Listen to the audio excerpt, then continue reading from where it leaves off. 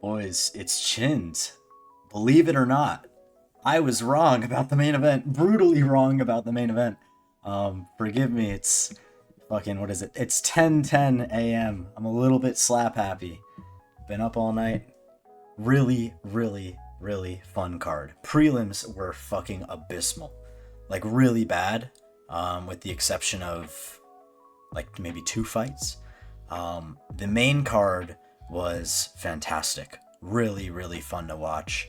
The main event was great. You know, obviously the Tuivasa fight happened. But just an incredible card. Can't wait to get into this. Starting with the Dom Marfan versus Cody Steele fight. I picked Dom Marfan. I thought he'd actually be able to resist the grappling attack of Cody Steele. I guess I underestimated Cody Steele. Cody Steele made a big fan of me. That was a very impressive performance, like an upside down heel hook almost. Very, very unique submission.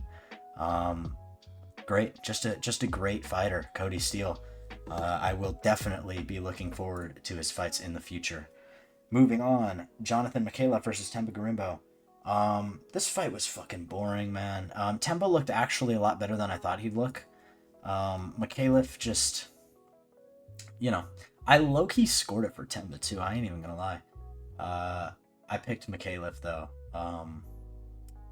Yeah, honestly, I don't even remember the fight. If you guys care about my breakdown of Temba Garimbo and Jonathan Mikhailov, you know, maybe that's a you problem.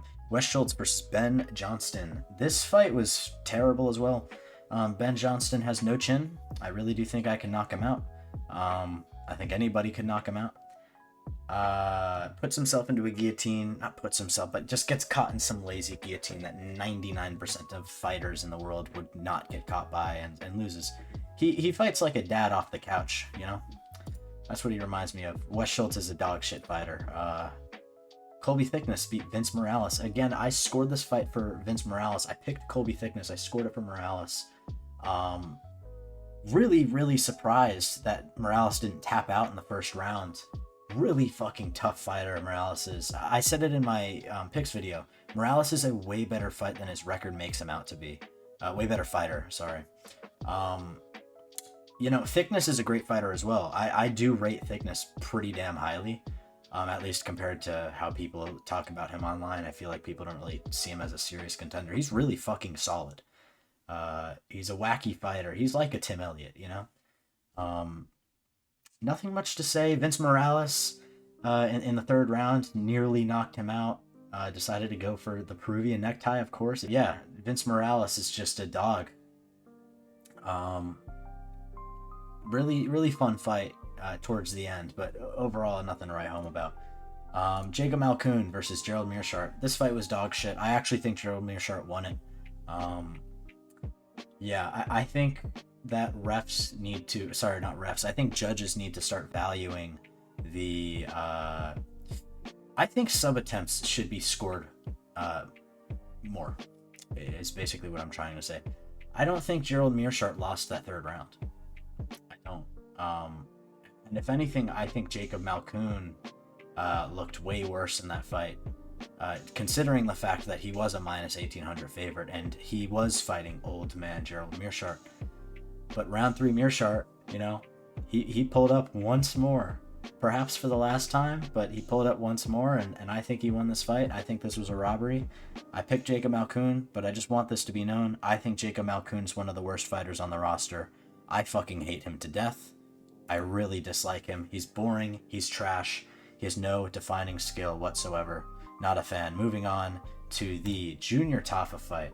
This was a fun one. I picked Junior Tafa, big Tafa gang guy over here, to knock out Kevin Christian. I believe in round 1, I said. And he did just that. Knocked him out cold with some nasty fucking elbows on the ground. Really impressive performance from Tafa, considering he still doesn't know how to check a leg kick. Yeah, fun stuff. Oh, yeah, he called out Zhang Minyang. Dude, sign me the fuck up. That would be fun, because Zhang Minyang doesn't know what a leg kick is either. They just be banging for like 2 minutes and somebody's going out cold. Cam Roston versus Robert Brzzik. I don't remember who I picked. Too tired to go back. I'm just trying to get to bed, man. Cam Roston, you know, he looked all right in this fight. I I feel like he was content with just stalling to a decision. I know that he was hitting some nice ground and pound shots, and Robert was, you know, a bit too tough for his own good, but overall, Roaston, it doesn't impress me as a fighter, as a prospect, rather. Just not, you know, he's shown constantly bad gas tank in his last few fights. Great knockout power, very hittable guy, though, I will say. I don't know, I'm not a fan of him. There's something about the way he looks, too, that just makes me dislike him. I don't know if I could say that. Tai Tuivasa versus Louis Sutherland. You know, this fight, man. Man, I don't even know what to say about this one. If you want me to break this down,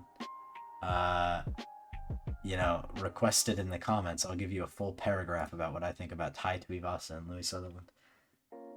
I'm not going to talk about the fight. I picked Tai Tuivasa, by the way, round 1 KO. Not that I give a shit about my picks that much, especially when it comes to heavyweight fights, but that should go to show what I was expecting going into this fight. Round 1 flatline KO for Tai Tuivasa. Moving on, Brando Pericic versus Shamil Gaziev literally put on one of the best rounds of the year. Who would have thought that after the heavyweight shitfest that was the Tai Tuivasa and Louis Sutherland fight ended, you would end up getting a Shamil Gaziev fight of the year contender? This fight was beautiful. It's everything I've ever wanted, and I am a Brando Pericic fan. Brando Pericic he's running through people in the UFC. I believe that's 3-0 now with 3 KOs. And, you know, you top it off with this fight. This fucking fight. It was balls to the wall. It was like Josh Hokett versus Curtis Blades on steroids, because Gaziev and Pericic hit harder, in my opinion at least. Or at least they were throwing with more, you know, hate in their hands, more power. Gaziev honestly looked like he was going to win the fight for a little bit. Pericic hung in there. They just banged for 5 minutes straight, and Pericic was all around too. Gaziev's chin just couldn't hold up. He landed a few good shots here and there, but that's going to happen in a slugfest like this one was. Pericic ended up catching him with a big right hook, I believe, and then just finishing him off with a fucking hold on pause. And then just knocking him out with a right hand, I believe, again. Just put him out. Gaziev, unfortunately, my GOAT, he has no chin. I think if my GOAT focused on not eating KFC and Burger King for his entire diet and his training camps, I think he'd be able to move down to 205 and do some work. Dog shit fighter, unfortunately, Shamil Gaziev, as much as I love the guy. Moving on, Marwan Rahiki versus Ali Schmid. I believe I said that I made my picks when this fight wasn't announced. Ali Schmid, I honestly, when I saw the fight was announced, I watched a bunch of Ali Schmid fights. I was like, okay, this guy might actually have a shot, because Rahiki's very hittable. Boy, was I wrong. For the record, I did pick Rahiki round 1. You know, if it matters. It's not recorded, but, you know, you're just going to have to take my word for it. Rahiki looked like fucking Prime Adesanya in there, bro. He hit the pullback 1-2, like Adesanya hit against Whitaker, knocked him out with a left hand. Very, very impressive. I think there's something to be said about KO power when it comes to knocking out people like these. Ali Schmid is not exactly a can. He's 25 years old, and he's a decent technical fighter from a good gym in Australia. You have to look at a KO in this context. Like, this is a young, up-and-coming fighter, Ali Schmid. Young. Fresh chin. Low sparring. You know, he's not sparring at all, or as much as, you know, some of these older fighters have in their lifetime. A really fresh chin. And Rahiki's knocking these people out cold. I rate that. Rahiki has unbelievable power. That being said, I think he still has major defensive flaws. I think he's very lucky that he didn't fight Jack Jenkins today. If he did, I think that Jack Jenkins would have knocked him out, just personally. That's what I believe. But with that power, you never know. But, you know, I don't want to be a Rahiki hater. But I'm just very cautious about him. I just put it this way. It's a good thing he's fighting cans. Hopefully he can take a little bit of an easier step than Jack Jenkins in the next fight. Because once he gets to the rankings and he can fix up that defense, then he's a problem. Steve Erceg versus Tim Elliott. Steve Erceg showed up and looked like prime Floyd Mayweather. My GOAT, Steve Erceg. So I picked Steve Erceg to win in his debut when he was a big underdog, to then win against, what was it, Matt Schnell? Obviously, everybody picked him to beat Matt Schnell. But I picked him to beat Pantoja. I still, to this day, think that he beat Pantoja. And this is the first time since the Pantoja fight that we've seen the Steve Erceg that I believe beat Pantoja. This was a legendary performance for Steve Erceg in my books. And I cannot believe that people were giving Tim Elliott a chance in this fight. I'm going to make a video about this down the line, but the general fan base of MMA has some sort of insane fetish for just absolutely being confident in certain fighters, as if a fight was preordained to end a certain way, as if you knew. You know, when I make my picks, I try not to be like, oh, this guy's 100% winning. This guy, I cannot see this. It's not going to happen. Like, I try not to do that.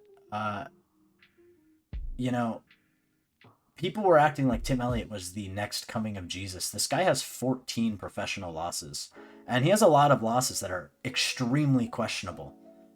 Tim Elliott is not a good fighter, in my opinion. Steve Erceg, I picked him confidently. I cannot believe the line movement. If you placed money on Tim Elliott, and you don't like me, click off the video, because I don't like you, man. I think the Tim Elliott pick was so stupid. Again, I acknowledge that he could have won. Like, I understand somewhat, but people act way too confident. I gave Tim Elliott a shot. People were acting like Tim Elliott was gonna fucking destroy Erceg.